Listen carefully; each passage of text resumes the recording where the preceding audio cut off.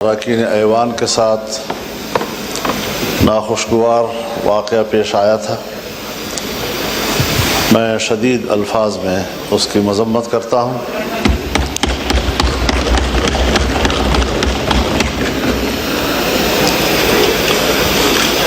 ساتھ ہی آپ نے اپنے ایوان کے کولیگز کے حوالے سے جو اقدام کیا ہے اس پر میں آپ کو خراج تحسین پیش کرتا ہوں، لیکن یہاں جو ہم تقریریں کر رہے ہیں، اس کی مذمت کر رہے ہیں،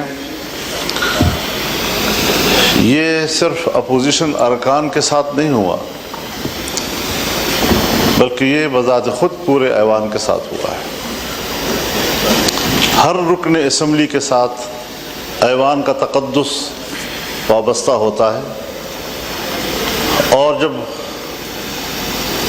اس کی عزت، اس کی آبرو کو بریچ کیا جاتا ہے تو پارلیمنٹ باقاعدہ اس پر ایک کمیٹی بناتی ہے، اس کمیٹی میں معاملات جاتے ہیں، اس کو سنجیدگی سے لیا جاتا ہے۔ حق تو یہ ہے جناب اسپیکر کہ آپ کی قیادت میں اس ایوان کو کم از کم 3 دن تک بند کر دیا جاتا، احتجاج کے طور پر، کہ آئندہ اس ایوان کے ساتھ اور اس کے اراکین کے ساتھ اس قسم کے اقدامات نہیں ہوں۔ جناب والا،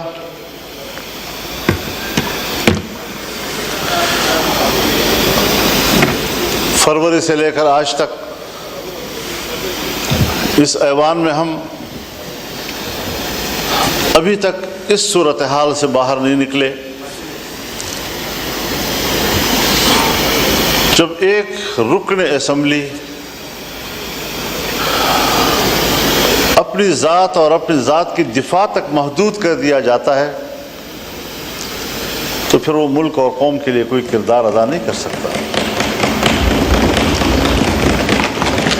میں پہلے بھی عرض کر چکا ہوں کہ ہمیں کچھ وقت پبلک کے لیے بھی دینا چاہیے۔ میں نے خیبر پختونخوا اور بلوچستان کے امن و امان کے حوالے سے بات کی تھی۔ شاید جناب اسپیکر آپ کے علاقوں میں اس کی حساسیت کا ادراک نہیں ہو پا رہا ابھی تک۔ جن علاقوں میں ذرا امن ہے،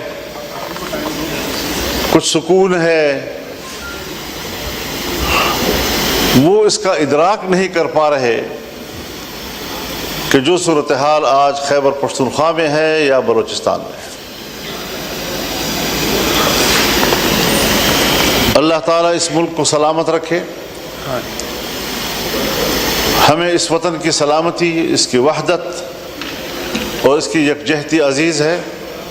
یہ ہمارا گھر ہے، اور اگر کوئی ہمارے گھر کو اجاڑتا ہے تو ضرور ہم نے اپنے گھر کی حفاظت کے لیے کردار ادا کرنا ہے۔ جس وقت میں اس سے قبل یہاں گفتگو کر رہا تھا 1 ہفتہ پہلے، آج وہاں کی صورتحال مختلف ہو گئی ہے۔ پہلے تو یہ مسئلہ تھا کہ پولیس کے بارے میں نے کہا کہ سورج غروب ہونے سے پہلے وہ تھانوں میں محدود ہو جاتے ہیں، انہیں باہر نکلنے سے منع کر دیا گیا ہے، ساری رات صبح تک مسلح گروہوں کے قبضے میں ہوتی ہے، سڑکیں ان کے قبضے میں ہیں، دیہاتیں ان کے قبضے میں ہیں، دیہاتوں کی مسجدیں ان کے قبضے میں ہیں، لوگوں کے بیٹھکیں ان کے قبضے میں ہیں۔ اور اس صورتحال میں آپ مجھے بتائیں کہ پھر ریاست کی رٹ کہاں ہے؟ فوج کہاں ہے؟ ریاست کی دفاع کی قوت کدھر ہے؟ کیا اس کا فرض صرف اس اسلام آباد تک محدود ہے کہ وہ اپنے مخالفین پر دعویٰ بول دیں؟ اور کہیں کہ ہم ریاست کا تحفظ کر رہے ہیں، کیا عوام کے کوئی حقوق نہیں ہے؟ آج وہاں پر پولیس نے دھرنے دیے ہوئے ہیں، لکی مروت سے یہ دھرنا شروع ہوا ہے اور اب یہ ڈیرہ اسماعیل خان میں بھی بڑھ رہا ہے، صورتحال وہاں بھی پھیل رہی ہے، باجوڑ میں بھی چلا گیا ہے، بنو میں بھی چلا گیا ہے، اور مختلف اضلاع میں اگر پولیس نے دھرنا دے دیا، بائیکاٹ کر دیا، اپنے فرض کے انجام دہی سے پیچھے ہٹ گئے، آپ مجھے بتائیں کہ کیا صورتحال ہوگی؟ ہماری نہ سنی جائے، کم از کم اپنے ریاستی ادارے پولیس کی تو سنی جائے۔ کہاں ہم کھڑے ہیں؟ کیوں اس چیز کا احساس نہیں ہو رہا ہمارے لیے؟ ہم لگے ہوئے ہیں کہ صاحب ہمارے ہاں آئینی ترامیم کی جائیں، ہمارے ہاں ادارے اور اداروں کے بڑے وہ اپنے ایکسٹینشن کے لیے فکر مند ہیں، اپنے اداروں کی اصلاح اور تقویت کے لیے فکر مند نہیں ہیں۔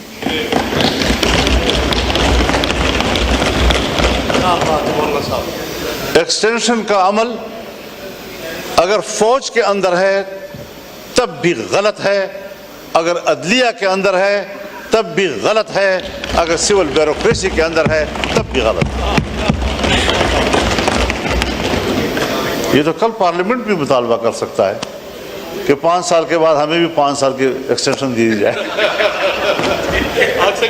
ہو سکتا ہے جی،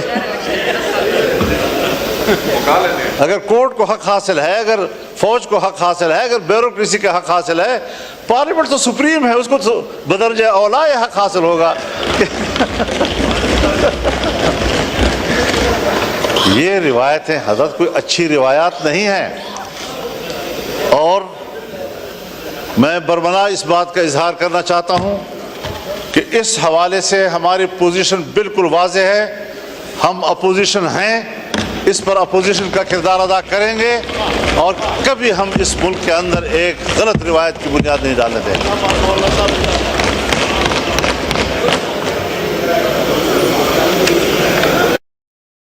جناب اسپیکر،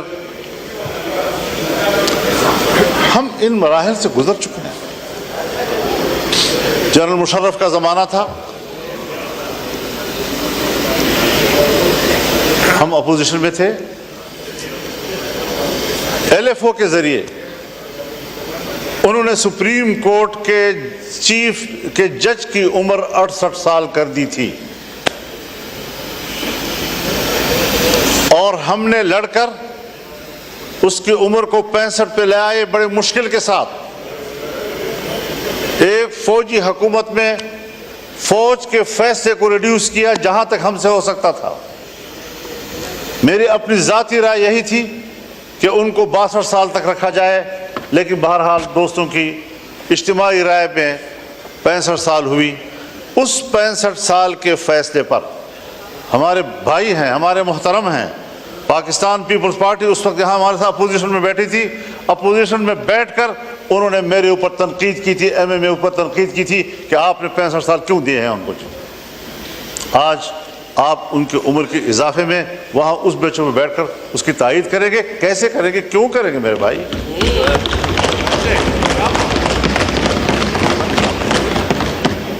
اصول ہوتا ہے، ہمیں کچھ اصولوں کی پیروی کی طرف جانا چاہیے۔ جناب اسپیکر،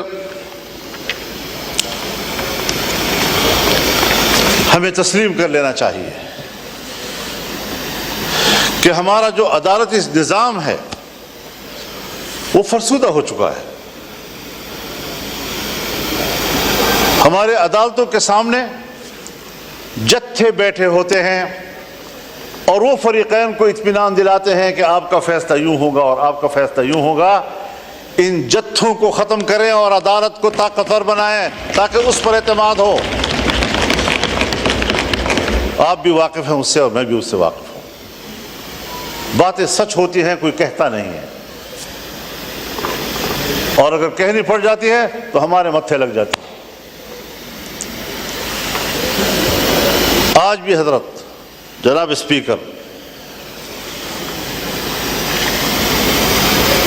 ہماری عدالتیں لابیوں میں تقسیم ہو چکی ہیں اور وہ باہمی طور پر عدلیہ نہیں بلکہ وہ ایک سیاسی گروہ بن چکے ہیں. کوئی ایک پارٹی کو سپورٹ کر رہا ہے تو کوئی دوسری پارٹی کو سپورٹ کر رہا ہے. میں کہتا ہوں چیف جسٹس میری مرضی کا ہو, آپ کہتے ہیں نہیں چیف جسٹس میری مرضی کا ہو. کیوں؟ یہاں پر بات کیوں آ گئی ہے؟ ہم نے اس ایوان نے کیا اس نظام میں اصلاحات کی طرف نہیں جانا؟ جناب اسپیکر, میں تجویز کروں گا, حکومت کے سامنے تجویز کروں گا, کیونکہ اول فرض ان کا بنتا ہے کہ جوڈیشل ریفارم لائے جائیں, اپوزیشن کے ساتھ بیٹھ کر لائے جائیں, اس پر کمیٹی بنائی جائے اور بتایا جائے کہ ہم عدالت کا نظام کیا ہونا چاہیے. چیف جسٹس کے لیے ہائی کورٹس کے معیارات اور ہیں اور سپریم کورٹ کے معیارات اور ہیں. فوج میں چیف کے لیے معیارات اور ہیں اور عدلیہ میں چیف کے لیے معیارات اور ہیں. ان معیارات کو یکساں کیا جائے. کہیں پر آپ کچھ کر رہے ہیں تو کہیں پر آپ کچھ کر رہے ہیں, کسی کو کوئی رعایت دے رہے ہیں, اور جب آپ ایکسٹینشن میں مشکل محسوس کرتے ہیں تو مجھے یاد ہے کس طرح ہمارے ہاتھ مروڑ کر ہم سے جبری طور پر ایک چیف آف آرمی اسٹاف نے اس ایوان کے اندر قانون سازی کرائی. آپ کو بھی یاد ہے, مجھے بھی یاد ہے. کتنا ہم نے اس جمہوریت کو کمزور کر دیا ہے.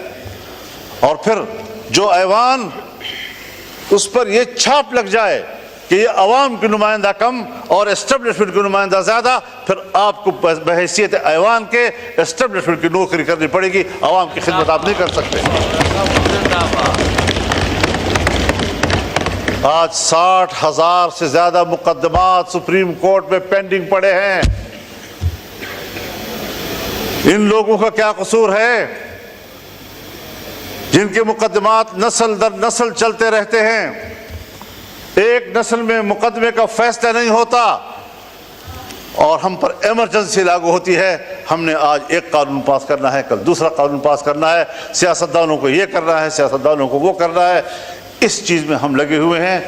کیا یہ نہیں ہو سکتا کہ آئینی معاملات کے لیے ایک مستقل عدالت ہی بنا دی جائے تاکہ عام عدالتیں ہماری وہ غریبوں کے معاملات کو طے کریں, عام آدمی کے معاملات کو طے کریں اور فیصلہ کریں کہ جلد از جلد انصاف مہیا کیا جائے.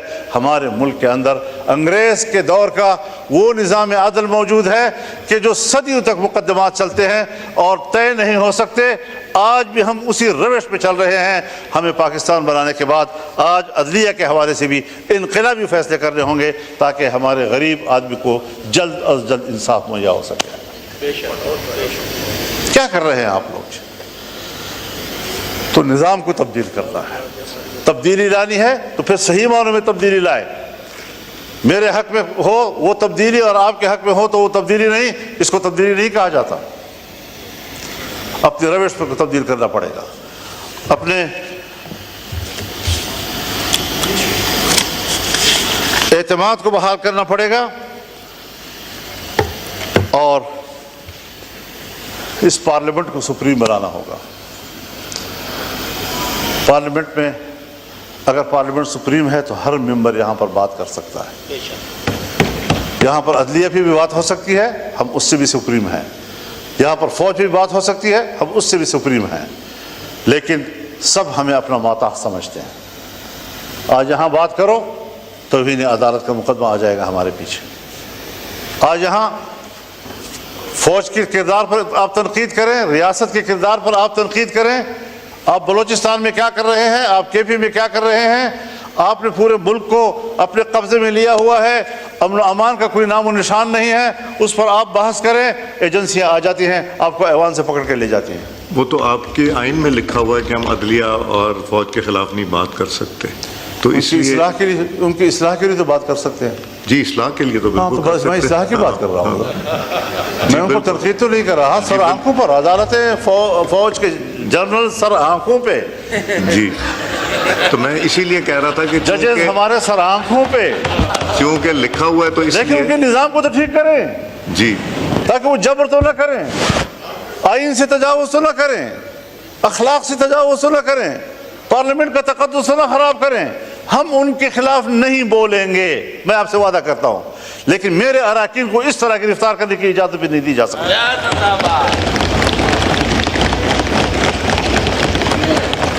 آپ کسٹوڈین ہیں، آپ نے صحیح کردار ادا کیا ہے، اور صرف ایوان کی بلڈنگ نہیں، لاجز بھی آپ کے انڈر ہیں، وہاں پر بھی پولیس کو جانے کی اجازت نہیں ہونی چاہیے آپ کی اجازت کے بغیر۔ تو یہ ساری وہ صورتحال ہیں۔ وہ بھی مولانا صاحب آپ کو یاد ہے کہ ایک دفعہ جب ہوا تھا اس کے بعد سب نے مل کے ڈلوایا تھا کہ لاجز بھی پارلیمنٹ کا حصہ گنا جائے گا، تو وہاں بھی آپ صحیح کہہ رہے ہیں کہ وہاں بھی جانے کی اجازت نہیں ہونی چاہیے، اور ہے بھی نہیں۔ تو یہ ساری صورتحال ہے۔ ٹھیک ہے، ایک کرائٹیریا ہے کہ سینیئرٹی کی بنیاد پر فیصلے ہونے چاہیے، لیکن صرف سینیئرٹی بھی تو کافی نہیں ہوتی، ذرا ریکارڈ دیکھا جائے، اہلیت کتنی ہے اس کی، ذرا دیکھا جائے فٹنس کیا ہے اس کی۔ فالج زدہ معذور آدمی کو بھی آپ کہہ دیں کہ وہ چیف جسٹس ہو، چیف آف آرمی اسٹاف بن جائے، وہ کیسے ہو سکتا ہے؟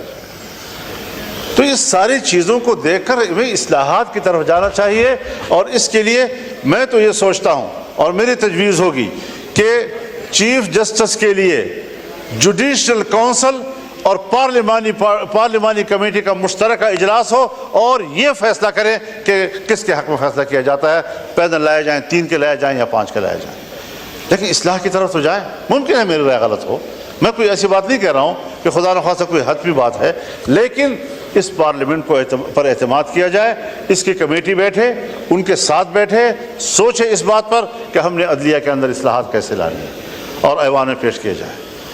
تو ان چیزوں پر ہمیں فوکس کرنا چاہیے۔ میری جماعت اس کے لیے سنجیدہ ہے، اور شاید ہم اپنے وکلاء کے مشورے کے ساتھ اس حوالے سے کچھ تجاویز ایوان میں لائیں گے بھی، اور کوشش کریں گے کہ ہم اس ملک کے اداروں کی اصلاحات کی طرف جائیں، اور اداروں کو اپنے حدود سے تجاوز کرنے کے راستے ہم بند کر دیں، چاہے وہ فوج کا ادارہ ہو، چاہے وہ عدلیہ ہو، چاہے وہ بیوروکریسی ہو۔ اگر پارلیمنٹ، آپ بھی ابھی مجھے کہہ رہے ہیں کہ ہم نے طے کیا ہے کہ ہم نے یہ تنقید نہیں کرنی، اگر میں پارلیمنٹ ہوتے ہوئے اپنے حدود کا احترام کرتا ہوں تو فوج کو بھی اپنے حدود کا احترام کرنا ہوگا، اور ججز کو بھی اپنے حدود کا احترام کرنا ہوگا۔ یہ اصول ہونا چاہیے۔ تو ان کی تقرری کے لیے بھی ایک میکینزم ہونا چاہیے، اصلاحات ہونے چاہیے۔ آئینی امور پر کون غور کرے گا، عام آدمی کے مقدمات پر کون غور کرے گا، 60,000 پینڈنگ کیسز جو ہے وہ کس طرح طے ہوں گے، یہ ساری چیزیں وہ ہے کہ ہمیں ان کی اصلاحات کی طرف بڑھنا ہوگا۔ میں اس وقت حکومت کو خاص طور پر اور ٹریجری پہ بیٹھے ہوئے معزز اراکین کو خاص طور پر اس طرف متوجہ کروں گا کہ سب سے پہلے ذمہ داری آپ کی بنتی ہے، آپ کو اس بارے میں اقدامات کرنے چاہیے، اپوزیشن کو اعتماد ملے، ہمیں اعتماد ملے، ورنہ پھر ہم خود اصلاحات کی تجاویز اپوزیشن دوستوں کے مشوروں کے ساتھ پیش کریں گے، اور انشاءاللہ العزیز اس کام کو آگے بڑھانا ہے۔ اللہ تعالی ہماری مدد فرمائے۔ وآخر دعوانا الحمدللہ۔ مولانا صاحب کل ہم نے ایک کمیٹی کانسٹیٹیوٹ کی جس میں سب ہماری جو جماعتیں ہیں یہاں پہ نیشنل اسمبلی میں اس کے ممبران ہیں، اور اس کی اس وقت میٹنگ ہو رہی ہے، اور آپ کا ریپرزنٹیٹیو بھی اگر یہ تجویز وہاں بھی آپ رکھوا دیں تو میرا خیال ہے یہ بڑا موضوع ہوگا۔ اس میں سب بھی جماعتیں، حکومت بھی ہے اور اپوزیشن بھی ہے، تو اس میں جی مولانا صاحب کا مائک کھولیں۔